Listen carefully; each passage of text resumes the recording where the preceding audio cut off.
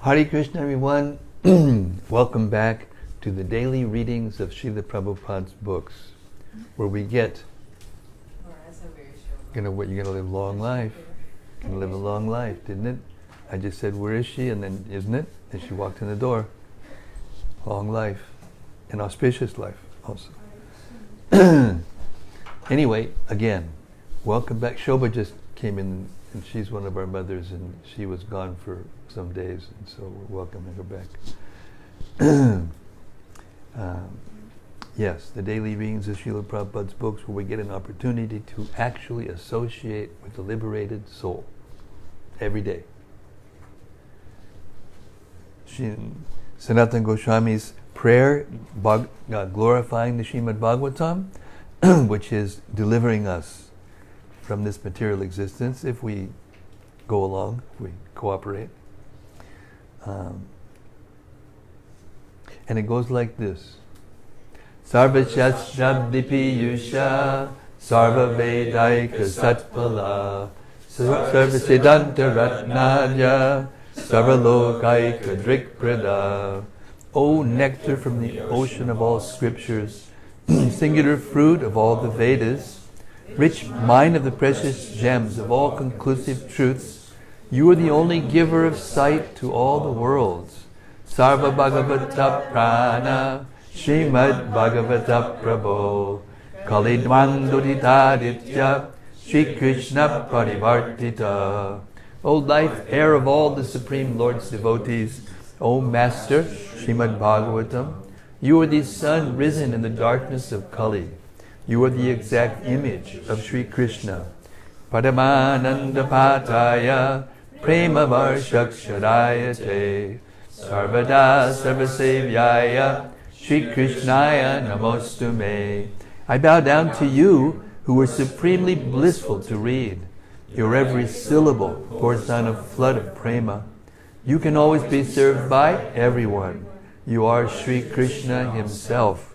Madeka Bando Matsangin, Madguro Man Mahadana, Man Nistadaka Mad Bhagya, Mad Ananda Namostute. My only friend, my constant companion, my spiritual master, my great wealth, my savior, my good fortune, my source of ecstasy, I bow down to you. Asadu sadhu tadayin, atini chochatakara, hanamun shagadachin mam, premna rit kantayospura. O bestower of saintliness to the unsaintly, O exalter of the most fallen, please never leave me. Always appear in my heart and my voice with pure love. Om Namo Bhagavate Vasudevaya. Om Namo Bhagavate Vasudevaya. Om Namo Bhagavate Vasudevaya. Om Namo Bhagavate Vasudevaya. Om Namo Bhagavate Vasudevaya. Om Namo Bhagavate Vasudevaya. So we've reached the 7th canto, 1st chapter, and we're hearing about how it is that Krishna is not impartial, although it looks like he is, but he's not. So Yudhishthira Maharaj asked Narada Muni just after the killing of Shishupal, because that was done at the Rajasuya sacrifice of King Yudhishthira. So therefore, Yudhishthira asked Narada Muni, what's happening here? What's going on?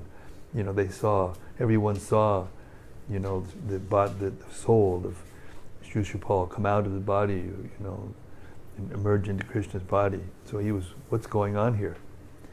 So Narada Muni has been explaining to Yudhishthira in this chapter, and now he's going to continue, starting from text 27. Narada Muni continued, by devotional service, one cannot achieve such intense absorption in thought of the Supreme Personality of Godhead as one can through enmity toward Him. That is my opinion. Okay, nobody get up out of your chairs and start to be a demon just because it says this. Now we'll get it explained. Purport. Sriman Narada Muni, the topmost pure devotee, praises Krishna's enemies like Shishupal because their minds are always completely absorbed in Krishna. Indeed, he thinks himself deficient in the inspiration of being feelingly absorbed in Krishna consciousness. This is the humility of an actually pure devotee. Just like the gopis, they're the highest devotees.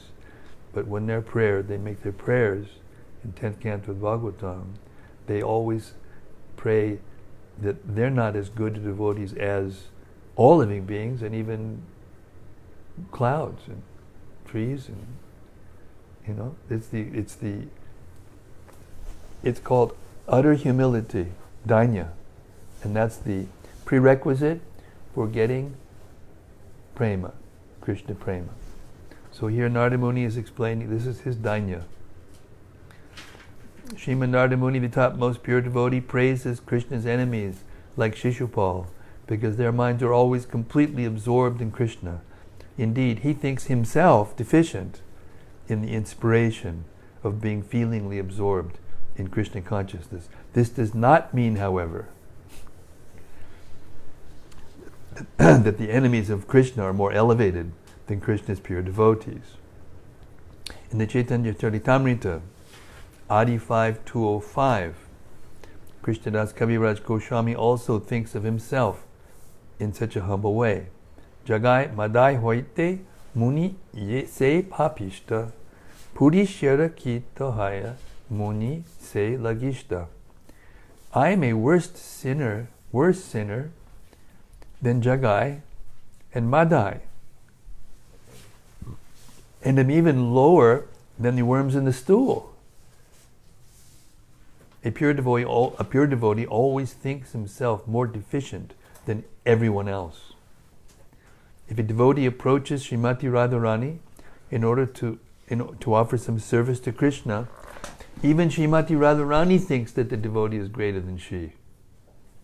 Thus Narada Muni says that according to his opinion, the enemies of Krishna are better situated because they are fully absorbed in thoughts of Krishna in terms of killing him, just as a very lusty man is always thinks of women and their association.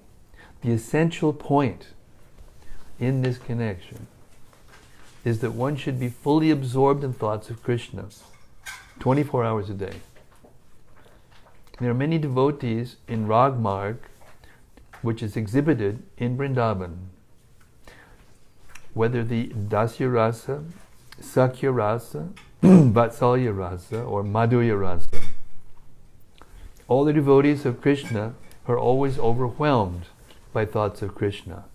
When Krishna is away from Vrindavan tending the cows in the forest, the gopis in the Madhurya Rasa are always absorbed in thoughts of how Krishna walks in the forest. The soles of his feet are so soft that the gopis would not dare keep his lotus feet on their soft breasts.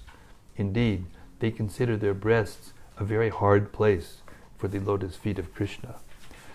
Yet those lotus feet wander in the forest, which is full of thorny plants. The gopis are absorbed in such thoughts at home, although Krishna is away from them. Similarly, when Krishna plays with his young friends, Madhya Yashoda is very much disturbed by thoughts that Krishna, because of always playing and not taking his food properly, must be getting weak. These are examples of the exalted ecstasy felt in Krishna's service as manifested in Vrindavan. This service is indirectly praised by Narada Muni in this verse, especially for the conditioned soul. Narada Muni recommends that one somehow or other be absorbed in thoughts of Krishna, for that will save one from all the dangers of material existence. Full absorption in thought of Krishna is the highest platform of Bhakti Yoga. Text 28 and 29. A grassworm confined in the hole of a wall by a bee always thinks of the bee in fear and enmity, and later becomes a bee, simply because of such remembrance. Similarly, if the conditioned souls somehow or other think of Krishna, who is such an Ananda Vigraha, they will become free from their sins. Whether thinking of him as their worshipable Lord or an enemy, because of constantly thinking of him, they will regain their spiritual bodies. Purport. In Bhagavad Gita 4.10, the Lord says, Vita ragabhaya krotha manmaya mam upashritaha bahavo jnana tapasa putta madbhavamagataha. Being freed from attachment, fear and anger, being fully absorbed in me and taking refuge in me, many persons in the past became purified by knowledge of me, and thus they all attained transcendental love for me. There are two ways of constantly thinking of Krishna: as a devotee and as an enemy. A devotee, of course, by his knowledge and tapasya, becomes free from fear and anger and becomes a pure devotee. Similarly, an enemy, although thinking of Krishna inimically, thinks of him constantly and also becomes purified. This is confirmed elsewhere in Bhagavad Gita 9.30, where the Lord says, Abhichet sududacharo bhajate mam ananyabhak sadureva samantavyak samyak vyavasito hisaha. Even if one commits the most abominable actions, if he engages in devotional service, he is to be considered saintly because he is properly situated. A devotee undoubtedly worships the Lord with rapt attention. Similarly, if an enemy, sudurachara, always thinks of Krishna, he also becomes a purified devotee. The example given here concerns the grassworm that becomes bee-like because of constantly thinking of the bee that forces it to enter a hole.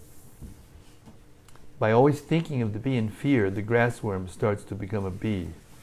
This is a practical example.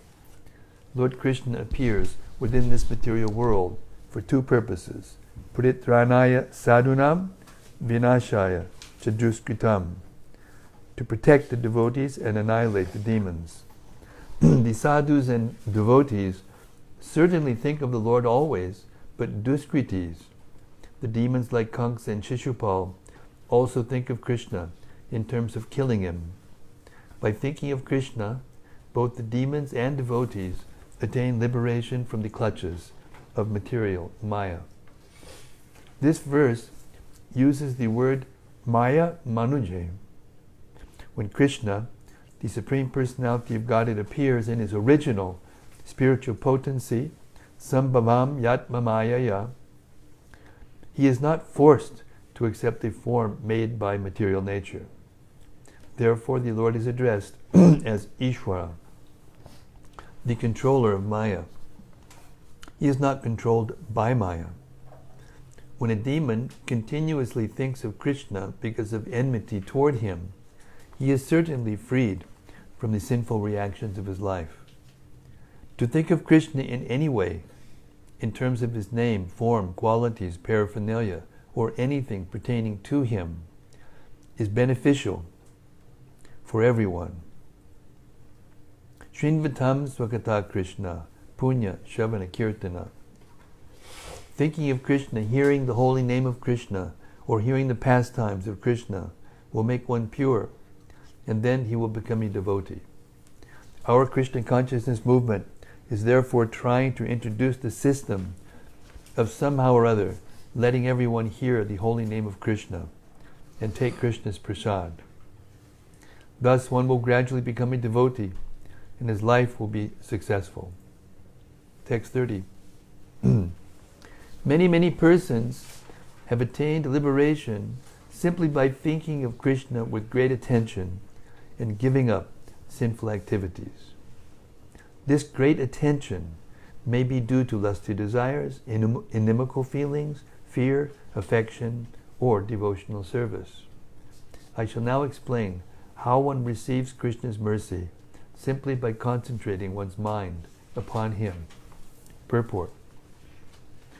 As stated in Srimad-Bhagavatam 10:33-39, Vikriditam Vrajavadu Viridam Chabishno Shadanbito Nushunayat Atavarna Yadjaham Bhaktim Padam Bhagavati Patilabhya Kamam Rid Rogam Ash Apahinot Atidena Diraha. If a bona fide listener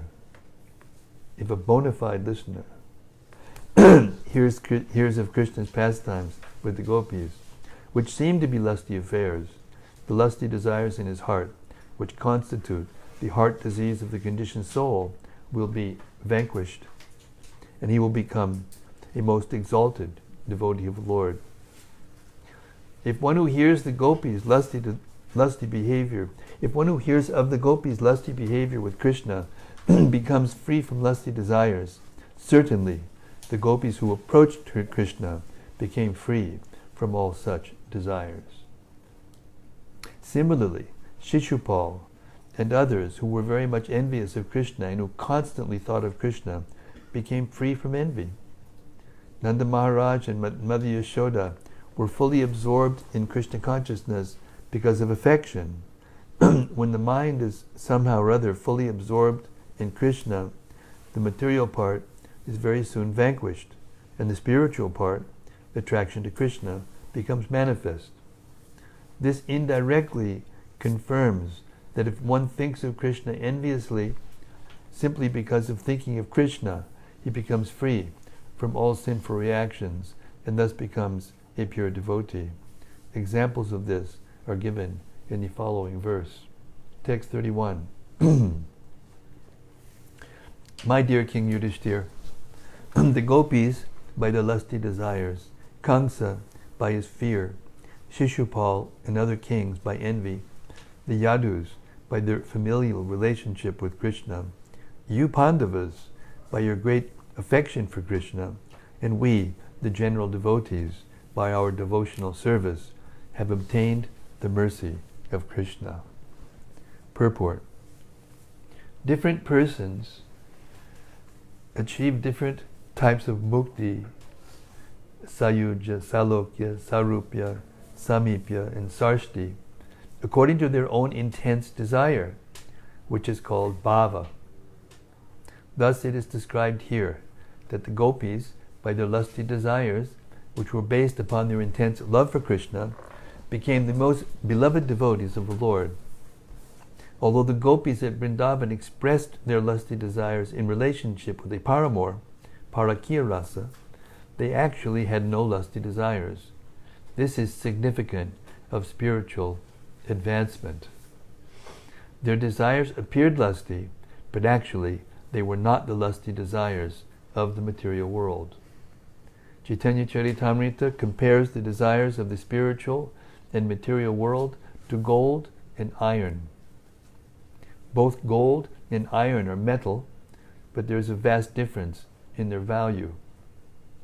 The lusty desires of the gopis for Krishna are compared to gold, and material lusty desires are compared to iron. Kamsa and other enemies of Krishna merged into the existence of Brahman, but why should Krishna's friends and devotees have the same position? Krishna's devotees attain the association of the Lord as his constant companions, either in Vrindavan or in the Vaikuntha planets.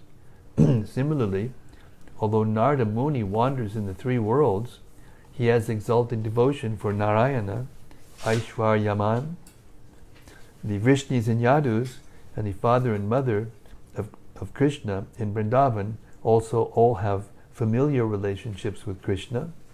Krishna's foster father and mother in Vrindavan, however, are more exalted than Vasudeva and Devaki. Text 32. Somehow or other, one must consider the form of Krishna very seriously.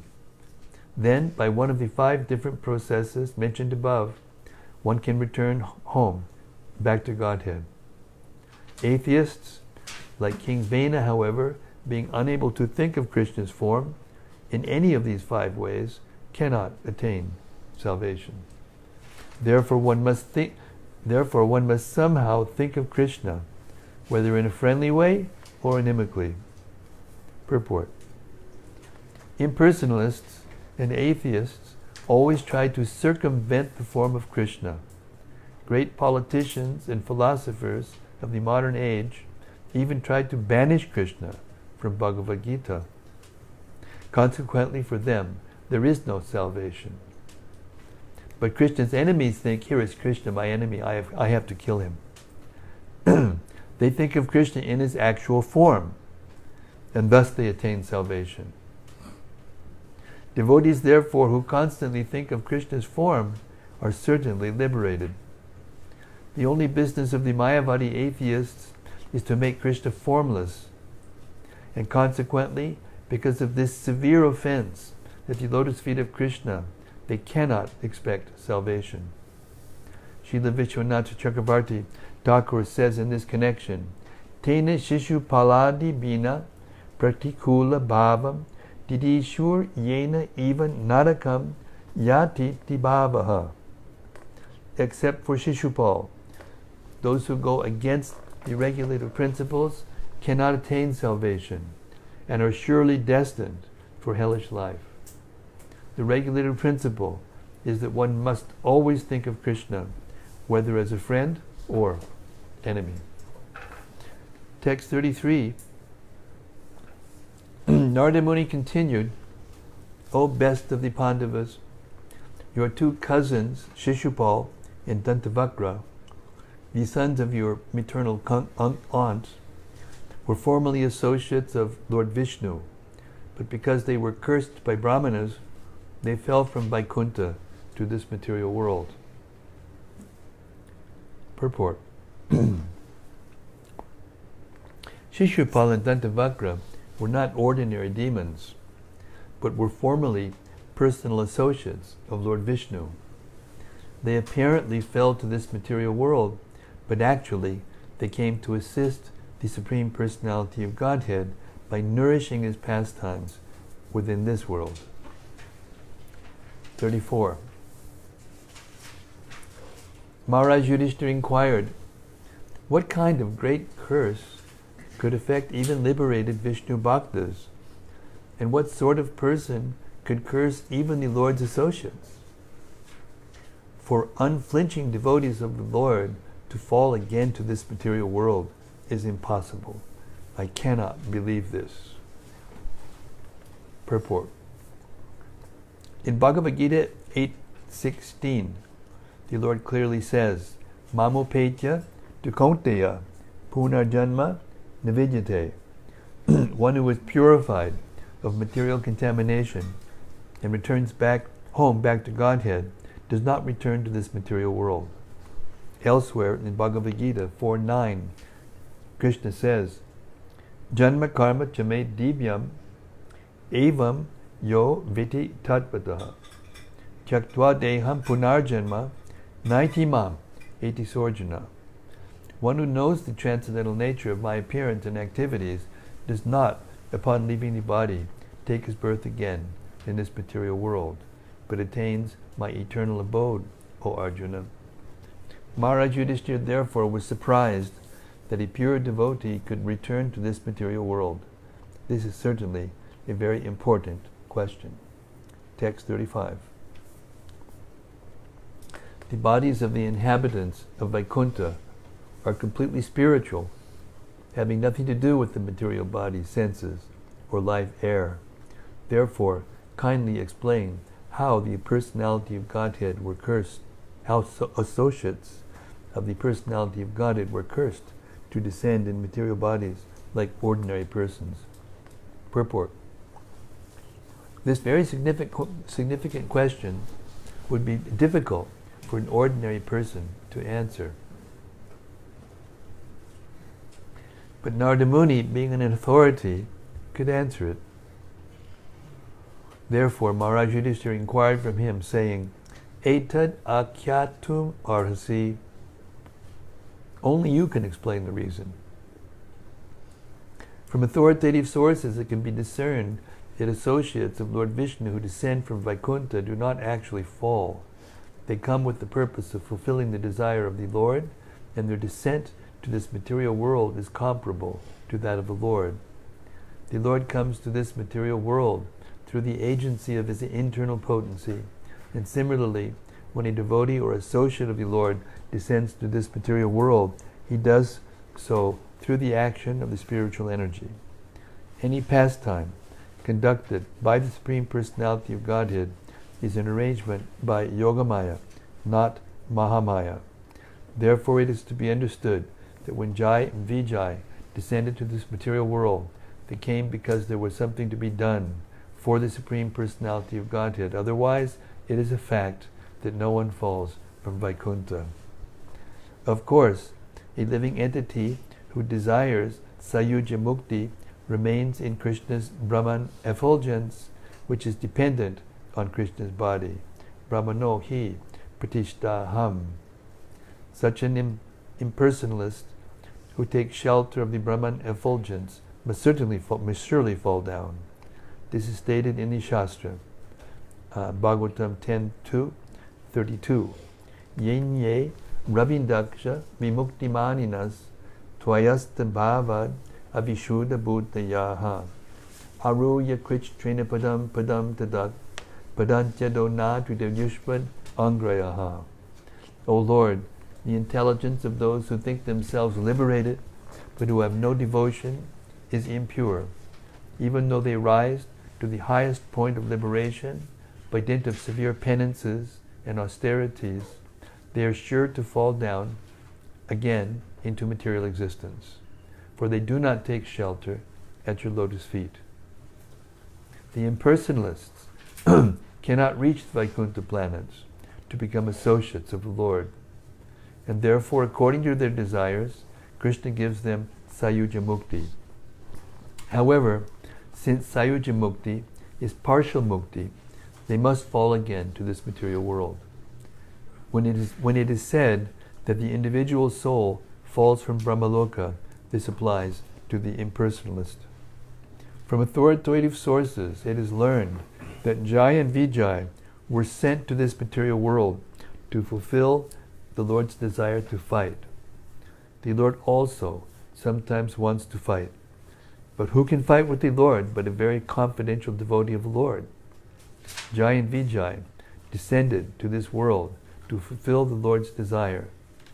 Therefore, in each of their three births, first as Hiranyaksha and Hiranyakashipu, second as Ravana and Kumbhakarna, and third as Shishupal and Dantavakra, the Lord personally killed them. In other words, these associates of the Lord, Jai and Vijay, descended to the material world to serve the Lord by fulfilling his desire to fight. Otherwise, as Maharaj Yudhishthira says, Ashrideya Ivabhati, the statement that a servant of the Lord could fall from Vaikuntha seems unbelievable. How Jai and Vijay came to this material world is explained by Narada Muni as follows. Text 36.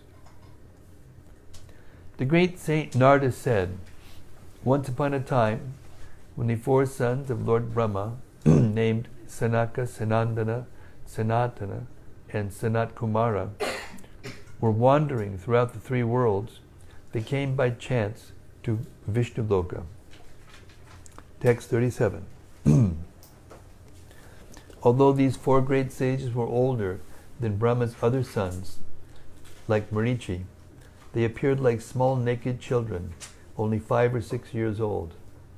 When Jai and Vijay saw them trying to enter Vaikuntha Loka, these two gatekeepers, thinking them ordinary children, forbade them to enter. Purport.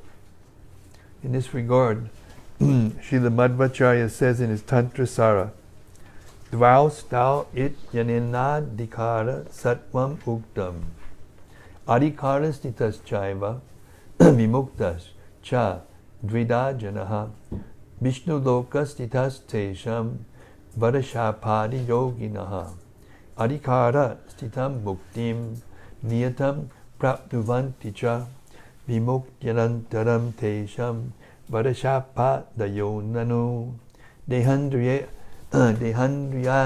yuktascha purvam paschan chitayar yataha apyabina banistesham devai swat motamayar yutaha. The purport is that the personal associates of Lord Vishnu in Vaikuntha Loka are always liberated souls. Even if sometimes cursed or blessed, they are always liberated and never contaminated by the material modes of nature.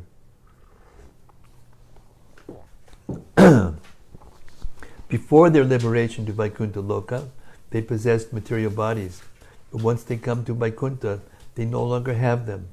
Therefore, even if the associates of Lord Vishnu sometimes descend as cursed, they are always liberated. Text 38.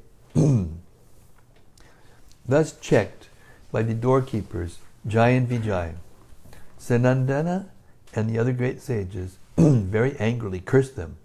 "You two foolish doorkeepers," they said, "being agitated by the material qualities of passion and ignorance, you are unfit to live at the shelter of Madhavisha's lotus feet, which are free from such modes. It would be better for you to go immediately to the material world and take your birth in a family of most sinful asuras." Text 39.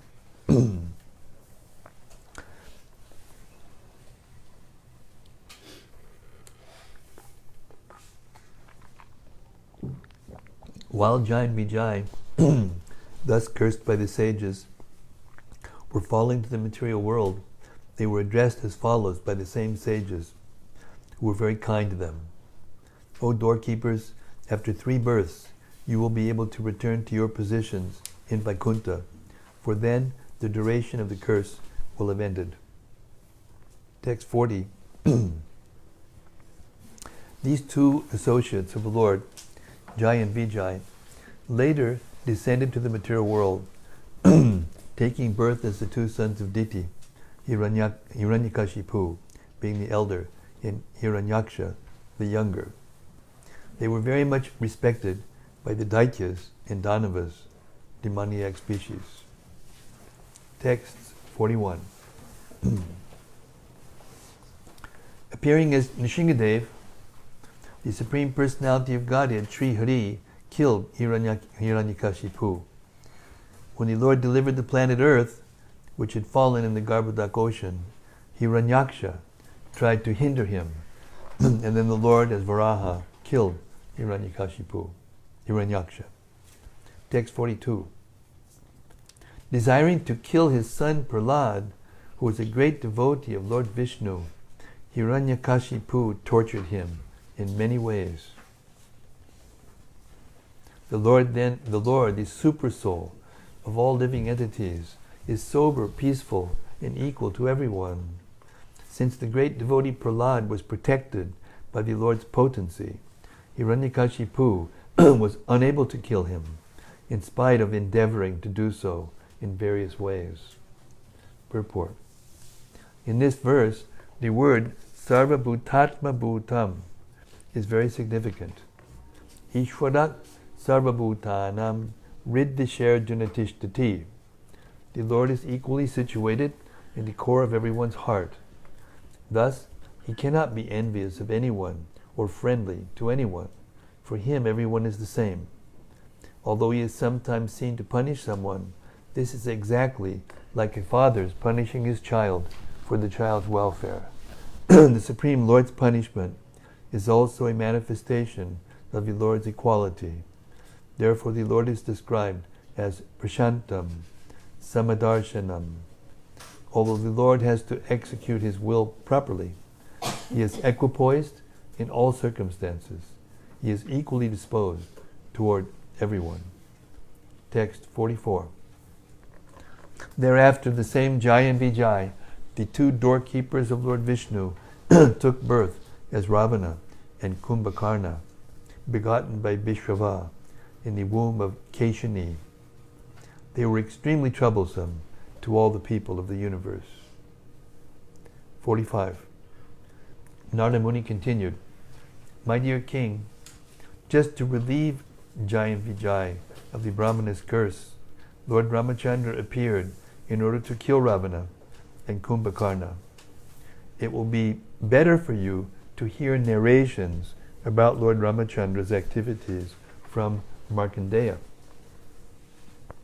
46. In their third birth, the same Jai and Vijay appeared in the family of Kshatriyas as your cousins, the sons of your aunt. Because Lord Krishna has struck them with his disc, all their sinful reactions have been destroyed, and now they are free from the curse. Purport.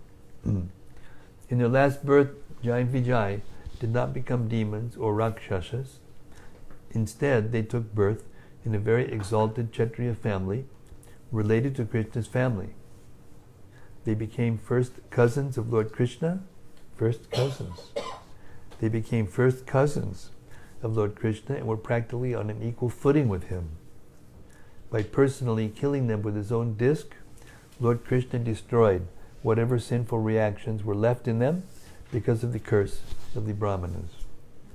Narada Muni explained to Maharaj Yudhishthira that by entering Krishna's body, Shishupal re-entered Vaikuntha Loka as the Lord's associate. Everyone had seen this incident. Text 47. These two associates of Lord Vishnu, Jai and Vijay, maintained a feeling of enmity for a very long time. Because of always thinking of Krishna in this way, they regained the shelter of the Lord, having returned home back to Godhead. Purport. Whatever their position, certainly Jai and Vijay always thought of Krishna. Therefore, at the end of the Maushala Leela, these two associates of the Lord returned to Krishna. There is no difference between Krishna's body and Narayana's body. Therefore, although they visibly entered the body of Krishna, they actually re-entered Vaikuntha Loka as the doorkeepers of Lord Vishnu. Through Lord Krishna's body, they returned to Vaikuntha, although they seemed to have attained Sayuja Mukti in Krishna's body. Text 48. Maharaj Yudhishthira inquired, O my Lord Narada Muni, why was there such enmity between Hiranyakashipu and his beloved son, Prahlad Maharaj? How did Prahlad Maharaj become such a great devotee of Lord Krishna? Kindly explain this to me. Purport. All the devotees of Lord Krishna are called Achyutatma because they follow in the footsteps of Prahlad Maharaj. Achyuta refers to the infallible Lord Vishnu, whose heart is always infallible. Because the devotees are attached to the infallible, they are called Achyutatma. Thus end the Bhaktivedanta purports, the 7th canto, 1st chapter of Srimad-Bhagavatam, entitled, The Supreme Lord is Equal to Everyone.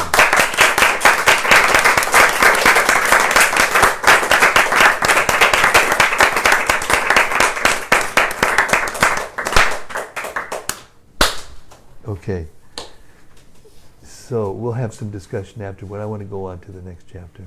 This is a very interesting verse and very interesting concepts going on. I'm sure there's going to be some comments and questions, for sure. Okay. Chapter 2. Hiranyakashipu, king of the demons. As described in this chapter, after the annihilation of Hiranyaksha, Hiranyaksha's sons and his brother, Hiranyakashipu, were very much aggrieved. Hiranyakashipu reacted very sinfully by trying to diminish the religious activities of people in general. However, he instructed his nephews about a history just to diminish their aggrievement. When the Supreme Personality of Godhead appeared as the boar and killed Hiranyakashipu's brother, Hiranyaksha. Hiranyakashipu was very much grieved. In anger, he accused the Supreme Personality of Godhead of being partial to his devotees and derided the Lord's appearance as Varaha to kill his brother. He began to agitate all the demons and Rakshasas to disturb the ritualistic ceremonies of the peaceful sages and other inhabitants of earth. For want of the performance of yajna, sacrifice, the demigods began wandering unseen on earth.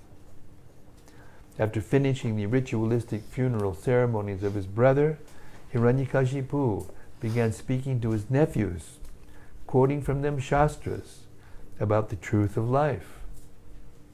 To pacify them, he spoke as follows: "My dear nephews, for heroes to die before the enemy is glorious. According to their different fruitive activities, living entities come together within this material world and are again separated by the laws of nature. We should always know, however, that the spirit soul, which is different from the body, is eternal, unadjustable, pure, all-pervading, and aware of everything.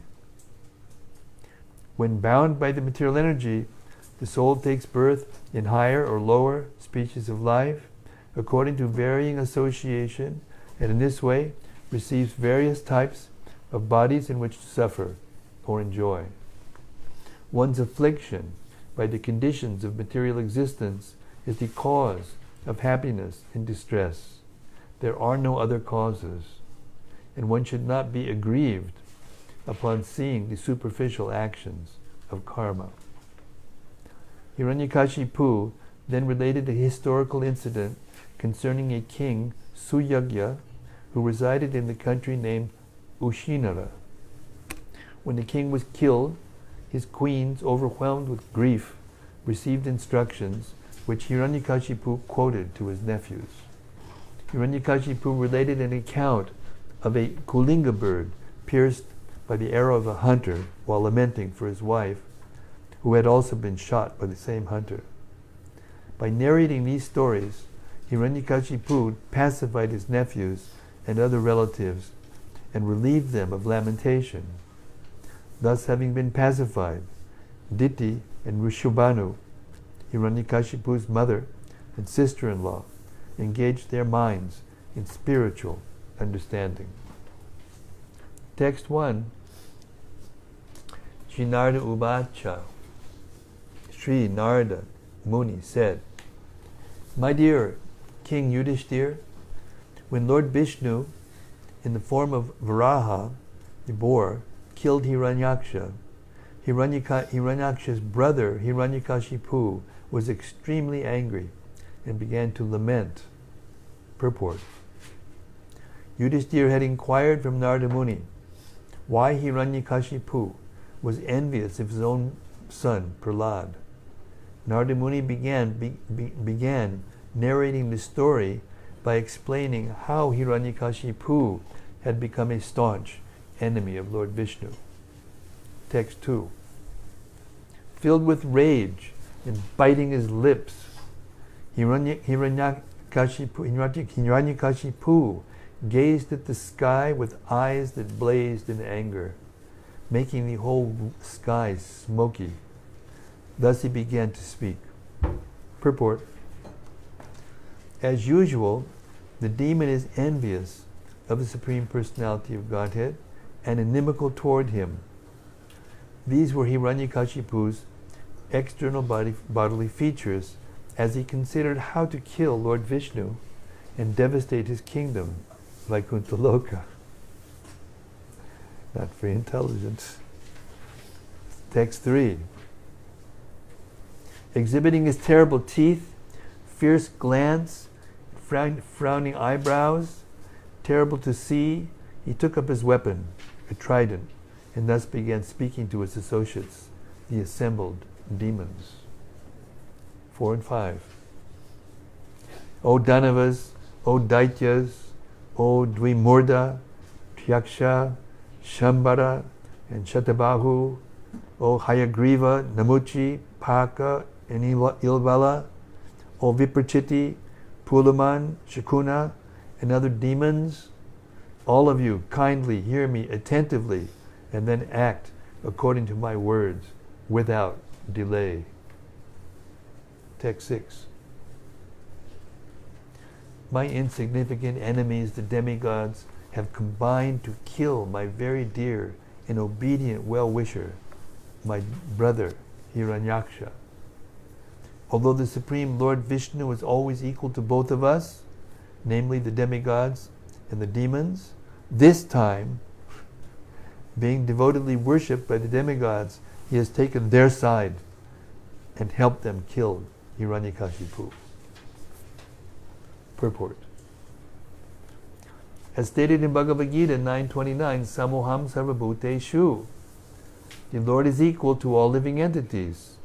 Since the demigods and demons are both living entities, how is it possible that the Lord was partial to one class of living beings and opposed to another? Actually, it is not possible for the Lord to be partial. Nonetheless, since the demigods, the devotees, always strictly follow the Supreme Lord's orders, because of sincerity, they are victorious over the demons who know that the Supreme Lord is Vishnu, but do not follow his instructions. Because of constantly remembering the Supreme Personality of Godhead, Vishnu, the demons generally attain Sayuja Mukti after death. The demon Hiranyakashipu accused the Lord of being partial because the demigods worshipped him, but in fact, the Lord, like the government, is not partial at all.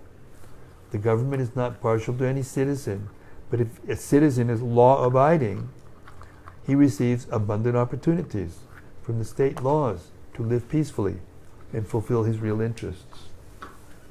Text 7 and 8. The Supreme Personality of Godhead has given up his natural tendency of equality toward the demons and demigods. Although he is the Supreme Person, now influenced by Maya, he has assumed the form of a boar to please his devotees, the demigods, just as a restless child leans towards someone. I shall therefore sever Lord Vishnu's head from his trunk by my trident, and with the profuse blood from his body, I shall please my brother Hiranyaksha, who is so fond of sucking blood. Thus shall I too be peaceful. Purport. The defect of the demoniac mentality is expressed in this verse very clearly. Hiranyakashipu thought that Vishnu also becomes partial, like a child whose mind is not steady or resolute.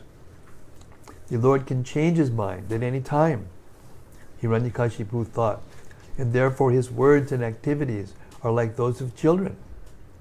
Actually, because the demons are ordinary human beings, their minds change. And being materially conditioned, they think that the Supreme Personality of Godhead is conditioned also.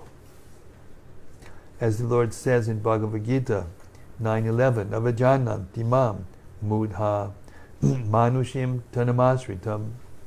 Fools deride me when I descend in a human form. Demons always think that Vishnu can be killed. Therefore, being absorbed in thoughts of Vishnu's form to kill him, at least they have the opportunity to think of Vishnu unfavorably. Although they are not devotees, their thinking of Vishnu is effective, and thus they generally attain Sayuja Mukti.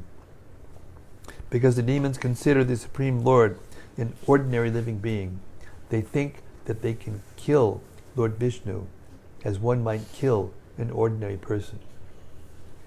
Another fact disclosed herein is that demons are very much fond of sucking blood. Indeed, all of them are meat eaters and blood suckers. Hiranyakashipu accused the Supreme Lord of having a restless mind, like that of a small child, who can be induced to do anything if simply offered some cakes and ladus. Indirectly, this indicates the true position of the Supreme Personality of Godhead, who says in Bhagavad Gita 9:26, Patram pushpam palam toyam yomi bhaktya priyachati tadaham bhaktuparitam ashnami prayatatmanaha. If one offers me with love and devotion a leaf, a flower, fruit, or water, I will accept it. The Lord accepts the offerings of devotees because of their transcendental love. Because they're in love with the Supreme Lord, they do not eat anything without offering it first to the Lord. The Lord does not hanker for a small leaf or flower. He has enough to eat. Indeed, He is feeding all living entities. Nonetheless, because He is very merciful and is Bhaktavatsala, very favorable to the devotees, He certainly eats whatever they offer Him with love and devotion. This quality should not be misjudged to be childish. The highest quality of the Supreme Lord is that He is Bhaktavatsala. In other words, He is always extremely pleased with His devotees. As for the word Maya, when used in reference to the dealings of the Supreme Personality of Godhead and His devotees, this word means affection. The actions of the Lord to favor His devotees are not disqualifications, but signs of His natural affection. As for Rudira, or the blood of Lord Vishnu, since there is no possibility of severing Lord Vishnu's head from His body, there is no question of blood, but the garland that decorates Vishnu's body is as red as blood. When the demons achieve Sayuja Mukti and leave behind their sinful activities, they are blessed by Vishnu's garland, which is red like blood. After attaining Sayuja Mukti, the demons are sometimes promoted to the Vaikuntha world, where they receive the reward of the Lord's garland, prasad. Text 9. When the root of a tree is cut and the tree falls down, its branches and twigs automatically dry up. Similarly, when I have killed this diplomatic Vishnu, the demigods, for whom Vishnu is the life and soul, will lose their source of life and wither away. Purport. The difference between the demigods and demons is here explained. The demigods always follow the instructions of the Supreme Personality of Godhead, whereas the demons simply plan to disturb or kill Him. Nevertheless, sometimes the demons very much appreciate the full dependence of the demigods upon the mercy of the Lord. This is indirect glorification of the demigods by the demons.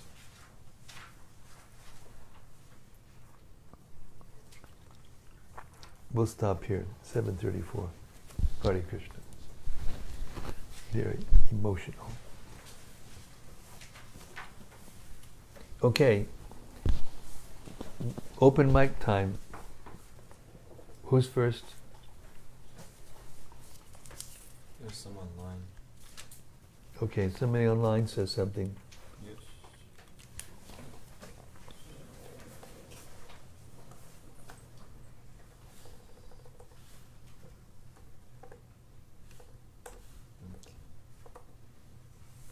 Got a couple.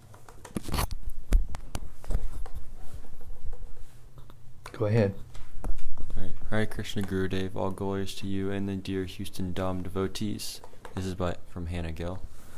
Oh. All glories to Srila Hey, Prabhupada. Hannah, Hare Krishna. Everybody says hello. They're all waving at you and smiling.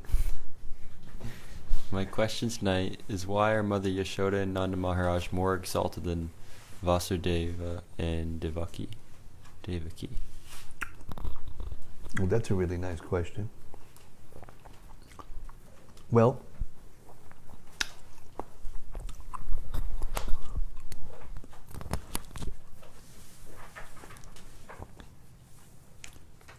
Krishna's eternal form, His original eternal form, never leaves the precincts of Vrindavan. And there, in Vrindavan, Krishna acts as Yashoda and Nanda's child. And in the Prakat Lila, when they come to the material world, in that relationship, Krishna appears like a little baby. And then he grows up. And Nanda and Yashoda are able to enjoy the babyhood and childhood pastimes of Lord Krishna, which promotes a completely spontaneous love, which is free from the feelings of reverence and awe. Love is weakened by feelings of awe and reverence and opulence. So because of that, Mother Yashoda and Nanda Maharaj, who are the eternal associates of parents of Krishna in Goloka, are considered to be more elevated than Devaki and Vasudeva, because when Krishna lives in Dwarka, when he comes into the material world, first of all, he appears to them as their parents, the actual natural parents. But in the 10th Canto of Bhagavatam, it's described that he appeared first to them in a full four-handed form with full regalia. This means that the residents of Mathura, and this is in Mathura, this means that Krishna also lives simultaneously in Vaikuntha in a form that is sometimes viewed by the residents as four-handed and sometimes as two-handed, because their feelings are a little mixed with reverence and opulence. Because there Krishna lives as a prince, or king actually, but prince, not the king, but princely king, kingly prince. So, and in that way, their love is tinged a little. And there's an example of this in the 10th canto of the Bhagavatam. If everybody opens up their ears now and their hearts. When Krishna came back to Mathura from Vrindavan in the Prakat Lila here on earth, and then Krishna killed Kamsa, Devaki and Vasudeva were able to see Krishna in that all-powerful way. And even though they knew that Krishna had left them and that they were the blood relative parents, or the not blood relative, but the birth parents of Krishna, when they saw Krishna do that, kill Kamsa, they thought, oh, he's God or somebody, more than just ordinary person. And they couldn't approach Krishna and Balaram and shower them with love and affection and kisses and the things that parents would normally do. And Krishna and Balaram, they said, this doesn't work. This can't be. So then they covered them, and then there was a proper, rather than them coming and touching their feet and standing there to offer prayers like this, like when Krishna first came and Devaki saw him all of a sudden appear like that. He didn't appear in the normal birth canal way. He just appeared all of a sudden, and they were like offering prayers, and then, but Devaki is still the mother. It's not just all reverence. It's also, got that spontaneous tinge.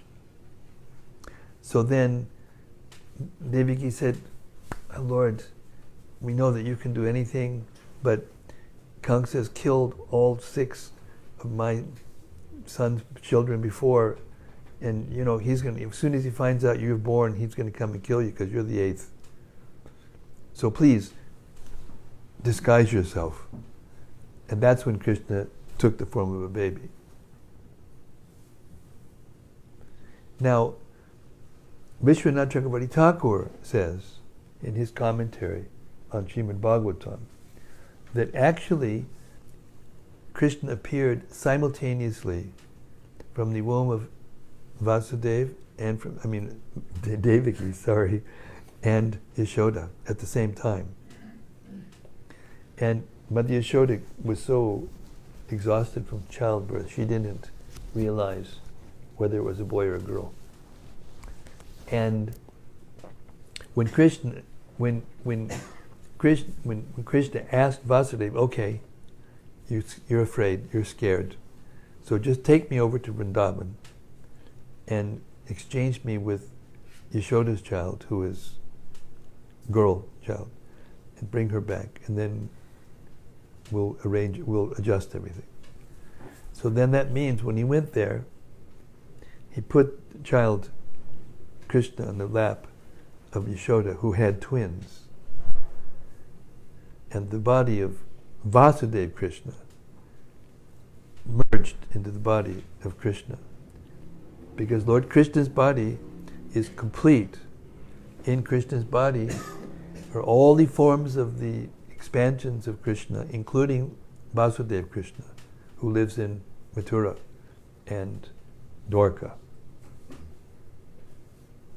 So in this way, even though they're both eternal parents of Krishna, Mother Yashoda and Vasudeva are considered to be more elevated in pure love.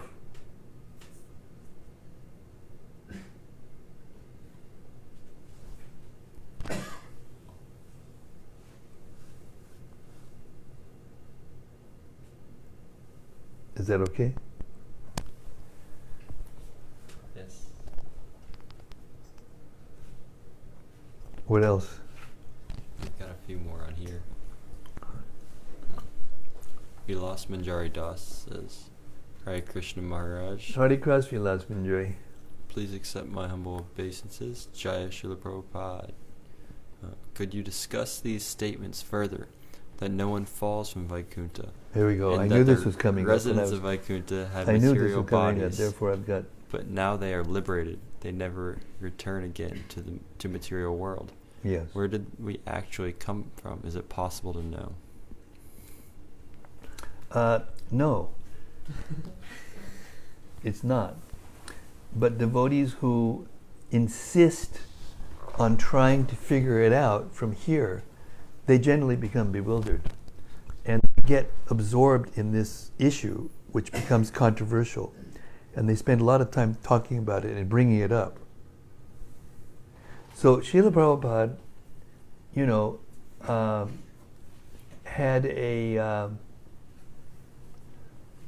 had this question asked to him directly. Of course, he makes different statements. We just heard one statement in this purport. Normally no one falls from Vaikuntha. If anybody does, it's for a special mission of the Lord. So this throws this kind of question. But when he was asked directly, and let's get this straight, there may be differences of opinion about this, and there may be lots of devotees from different lines of authority who may think one thing or another differently. But we are in Srila Prabhupada's line, and so we accept his conclusion. And what I want to do is I want to answer this question by reading the letter that Prabhupada wrote. Only first of all I have to find it.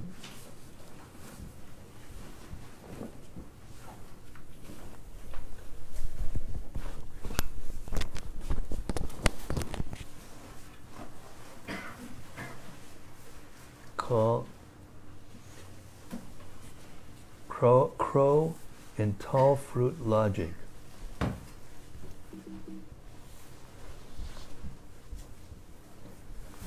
Srila Prabhupada maintained the lives and affairs. So what I'm doing is here, I'm explaining to you, not I'm explaining it to you, I'm reading Srila Prabhupada's answer to this question. Direct. Hare Krishna, Dr. G.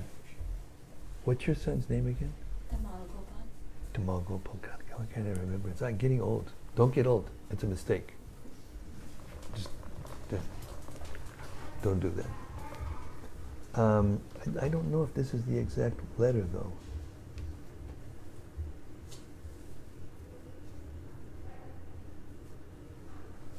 This is the letter. Okay. Srila Prabhupada maintained the lives and affairs of his disciples all over the world by his correspondence. Receiving a letter from Srila Prabhupada was a significant event for a disciple. The instructions it contained were as effective as a personal visit. Moreover, within ISKCON, Prabhupada's will was so powerful that a single letter from him would establish a policy for years to come. It was simpler then. This was particularly so with Prabhupada's response to philosophical points. Is this okay? Anybody protesting here? Okay. Srila Prabhupada had read Madhuvisha's letter, inquiring into the origin of living entities, and dictated a lengthy reply to his secretary, Shyamasundar. When Madhuvusha Swami received Prabhupada's detailed 3-page response, he copied it and sent it out to all the Australasian centers. In the letter, entitled Kakataliya Nyaya, Crow and Tall Fruit Logic, Srila Prabhupada shed light on the controversy about whether the conditioned souls fell from the Brahman effulgence or from Vaikuntha. He wrote, Srila Prabhupada said, "We never had any occasion when we were separated from Krishna. For example, one man is dreaming and he forgets himself. I'm going to read this very slow so that you can get this, because this is very important. In a dream, he creates himself in different forms. Now I am a king. This creation of himself is as seer and the subject, or the scene, two things. But as soon as the dream is over, the scene disappears. But the seer remains.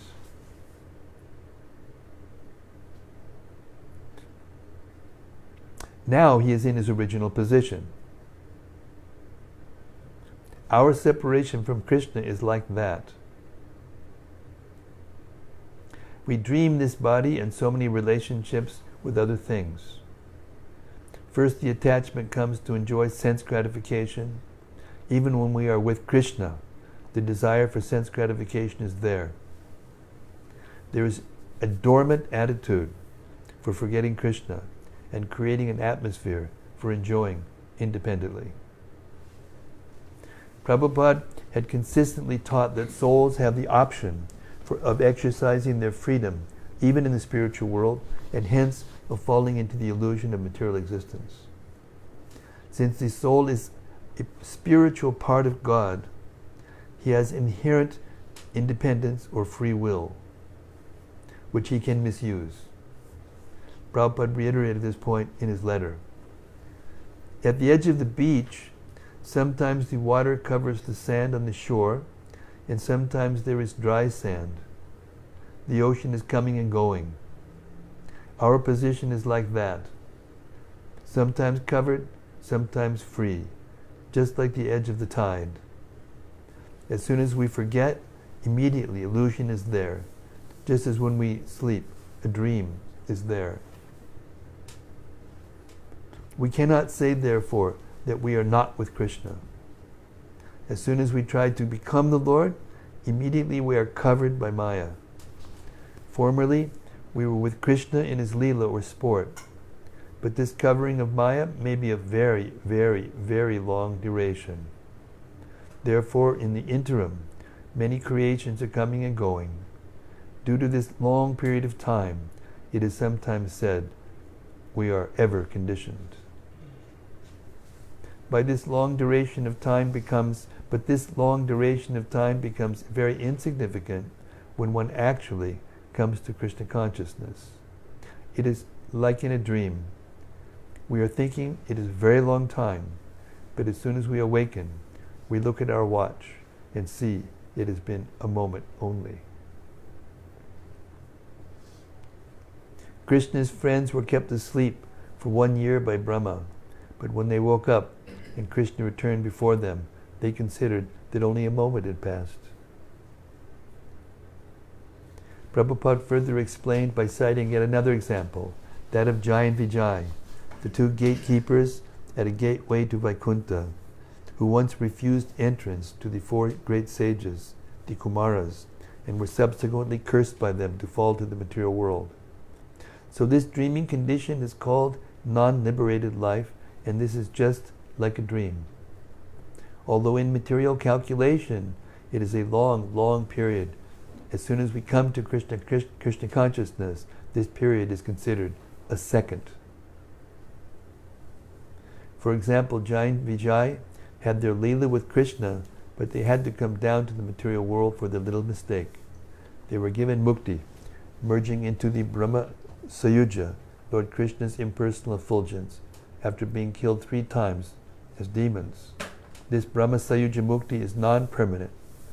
Every living entity wants pleasure, but Brahma Sayuja is minus pleasure. It consists of eternal existence only. So when those who get Brahma Sayuja Mukti do not find transcendental bliss, they fall down to make a compromise with material bliss. For example, by founding schools and hospitals. So even Lord Brahma is still material and wants to lord it over the material world. He may come down to become a germ, but then may rise up to Krishna consciousness and go back home, back to Godhead. This is the position. So when I say yes, there is eternal Leela with Krishna, that means on the evidence of Jai and Vijay. Unless one develops full devotional service to Krishna, he goes up only to Brahma Sayuja, but falls down. But after millions and millions of years of keeping oneself away from the Leela of the Lord, when one comes to Krishna consciousness, this period becomes insignificant, just like dreaming. Because he falls down from Brahma Sayuja, he thinks that this may be his origin, but he does not remember that even before that, he was with Krishna. So the conclusion is that whatever may be our past, let us come to Krishna consciousness and immediately join Krishna. With a diseased man, it is a waste of time to try to find out how he has become diseased. Better to spend time curing the disease. On top of a tree there was a nice tall fruit. A crow went there and the fruit fell down. Some pundits, big learned scholars, saw this and discussed. The fruit fell due to the crow agitating the limb. No, the fruit fell simultaneously with the crow landing and frightened the crow, so he flew away. No, the fruit was ripe and the weight of the crow landing broke it from the branch. And so on and so on. What is the use of such discussions? So whether you were in the Brahma Sayuja or with Krishna in his Leela, at the moment you are in neither. So the best policy is to develop your Krishna consciousness and go there, back to Godhead. Never mind what is your origin.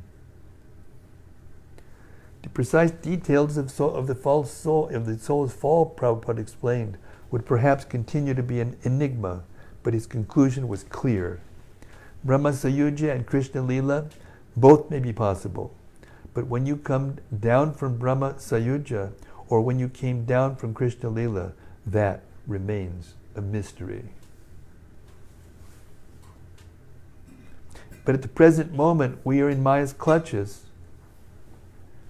So at present, our only hope is to become Krishna conscious and go back home, back to Godhead. The real position is servant of Krishna, and servant of Krishna means in Krishna Leela. Direct or indirectly, we are always serving Krishna's Leela, even in dream. Just as we cannot go out of the sun when there is daytime. So where is the chance of going out of Krishna's Leela?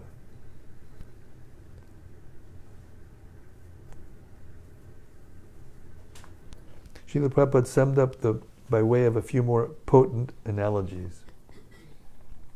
The cloud may be there, the sky may become very gray and dim, but still the sunlight is there, everywhere, during the daytime. Similarly, because I am part and parcel of Krishna, I am always connected with Krishna. My finger, even though it may be diseased, remains part and parcel of my body. Therefore, we try to treat it, cure it, because it is part and parcel. So Krishna comes himself when we forget him, or he sends his representative. Awake or dreaming, I am the same man. As soon as I awaken and see myself, I see Krishna. Cause and effect are both Krishna. For example, cotton becomes thread, and thread becomes cloth. Still the original cause is cotton. Therefore, everything is Krishna in the ultimate sense. When we cannot contact Krishna personally, we contact his energies. So there is no chance to be outside Krishna's Leela. But we see differences under different conditions. To give another example, in the pool of water and in the mirror, the same me is reflected, but in different reflections. One is shimmering, unsteady, one is clear and fixed. Except when we are in Krishna consciousness, we cannot see our actual position rightly. Therefore, the learned man sees all living entities as the same parts and parcels of Krishna. Material existence is impersonal, because in that existence, my real personality is covered. But we should think that because I am now covered by this clay, I am diseased, and we should think that I must get to business to get myself uncovered, and not wonder how I got this way.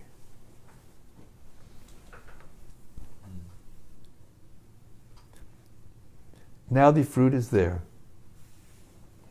Take it and enjoy. That is your first business. God is not bound by cause. How can he change anything? He can change anything. He is the cause of all causes. So now don't waste your time with this kaka, taliya, nyaya, crow, and tall fruit logic.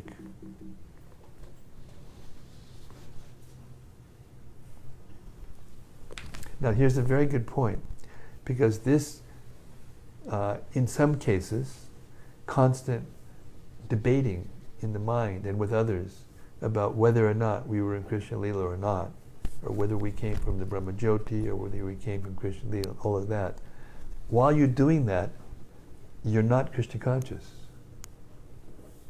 While you're doing that, you're not thinking of Krishna. You're absorbed in thinking of yourself. So therefore, you can't go back to Krishna unless you fully absorb yourself in Krishna consciousness, in love. And therefore this debate is not only a waste of time, it's very dangerous. It can keep you from Krishna. That is that's Prabhupada's position. There are those who in other lines of authority spiritually say, unless you understand this, you can't take a step toward Krishna. But here's the truth. You will not find any place in Shastra where there is a detailed analysis that comes to the conclusion one way or the other. You will not find it. Not in the Vedas, not in the Upanishads, not in the Dharma Shastras, not in the Puranas, not in the Itihasas, nowhere. It's not there. I say this with very much conviction because I worked with 5 years intimately with Gopi Pranadhana Prabhu, who was the senior Sanskrit editor in our movement and very loyal to Srila Prabhupada. And he looked at the parts where certain devotees argue that in Bhaktivinoda or Jiva Goswami there is places where this is stated. And he didn't find it. And he knows the Sanskrit. And he's very loyal. He was very loyal to Prabhupada.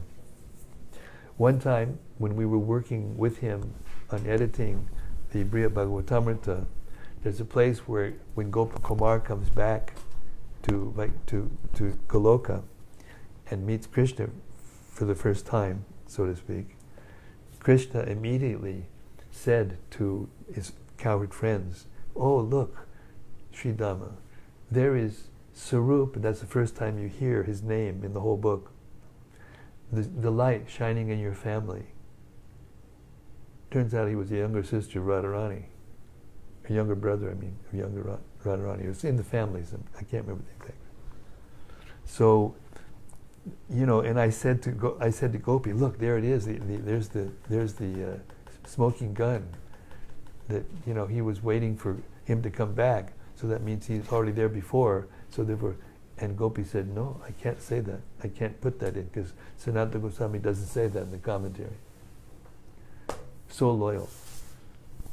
So if we want to go back to Godhead, we should stay loyal to Krishna's, to Srila Prabhupada's approach and conclusion, and don't go to this issue, and especially don't bring it up in front of new devotees because they immediately become bewildered.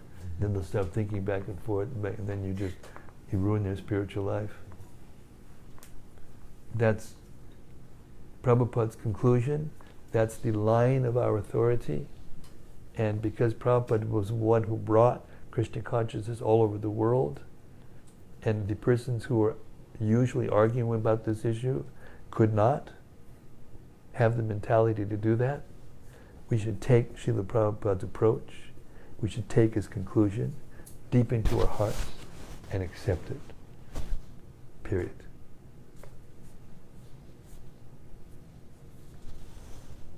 That's my answer to that question.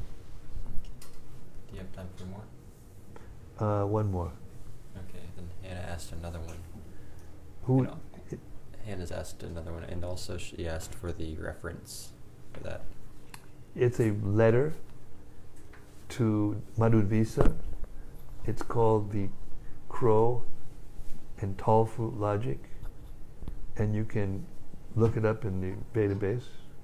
You'll find it. I just did. I just Googled it and got it. Didn't Google it. I looked it up in the. Anyway, I looked it up. It's in the database. Okay. And the question is, just like how we have moments when we remember we have love for Krishna while thinking of him, do the demons also have moments where they feel love for Krishna and then jump back into being aggressors? She's talking about Jai and Vijay. No. But they're progressive, they progress in their inimical attitudes. What that means is that when they first come, they come in the beginning, almost the beginning of the universe, or at one creation, rather. Or maybe it's one day of, anyway, I don't remember, but it's in the beginning of one day of Brahma or whatever. And at that time, the material energy is very powerful, so they become huge demons. Like, they're the first sons of Diti, they're first demons actually. And they become so powerful that they just wreak havoc over the whole universe. And that's when Lord Bor comes and kills, and that's what we're going to read about now in the 7th canto. And Hiranyakashipu gets killed by Lord Nishingadev. But now if you remember right, in the Shastra it says that you can't go back to the spiritual world unless you're killed by Krishna. So first they get killed by Nrsingadev and Brahma, which are Leela avatars of Krishna, then they get killed by Lord Ramachandra, which is a higher rasa actually. That Lord Ramachandra is in a higher rasa. And then they get killed by Krishna. And in each one of them, their demoniac power is less, because one is in Treta Yuga, one's in Satya Yuga, one's in Treta Yuga, one's in Dwapara Yuga. So Vishwanath Chakravarti Thakur says that because Shishupal was always thinking of the form of Krishna, he got qualified by getting killed by Rama to be able to think of the form of Krishna. So he was always thinking of the form of Krishna his whole life, even though he was inimical. And then he was cursed. No, I'm sorry, he was blessed. He got a blessing, and I think it was from Krishna himself. I don't remember. Anyway, there's the answer somewhere in the Vedas. I heard this from Gopi Purandabun and others. He got blessed that you can blaspheme Krishna 100 times without a reaction. So Krishna arranged at the Rajasuya sacrifice that it was time to pick the president of the sacrifice, Rajasuya sacrifice. And then everybody got up and said who that should be. And, not everybody said the same person. Then Sahadev and Nakula came, one of them came up and said it should be Krishna. And he spoke. And then on the strength of this blessing, Shishupal got up and he started to blaspheme Krishna. And Krishna just sat there, waited 1, 2, 3, 4. And by this time, Bhima and other devotees, they were just, up in arms. They were ready to go and just, kill him immediately. 7, 8, 99, 100. Okay. And his head went off. And while that disc was coming to him, because he had thought of the form of Krishna his whole life, he actually got some devotion for a second, right at the end. And therefore the curse was finished. And he could go back to Vaikuntha. But then, in Kali Yuga, they came back as Jagai and Madai.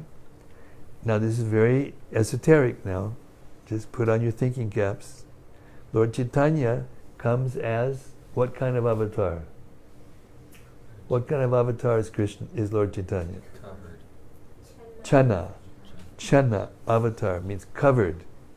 So the associates of Lord Krishna in Krishna Leela, they come with Krishna covered. And every single Leela of Lord Chaitanya has a corresponding and corroborating Leela in Krishna Leela.